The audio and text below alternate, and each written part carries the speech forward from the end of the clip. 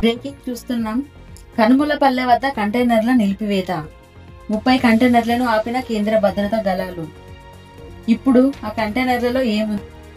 ఇప్పుడు ఇదే ఏపీ వ్యాప్తంగా చర్చ నడుస్తుంది. కడపలో భారీ కంటైనర్లు కలకలం సృష్టించాయి. కడప నుంచి చెన్నైకి 30 కంటైనర్లు వెళ్లడం తీవ్ర దుమారాన్ని. పెద్ద మొత్తంగా డబ్బులు తరలిస్తున్నట్లు కూడా అనుమానాలు కలుగుతున్నాయి. ఇప్పటికే ఆ కంటైనర్లను కేంద్ర బలగాలు కూడా పరిశీలించాయి. అయితే అక్కడ ఎన్నికలు వస్తున్న సమయంలో భారీగా నగదు తరలిస్తున్నారా అన్న చర్చ కూడా జరుగుతుంది.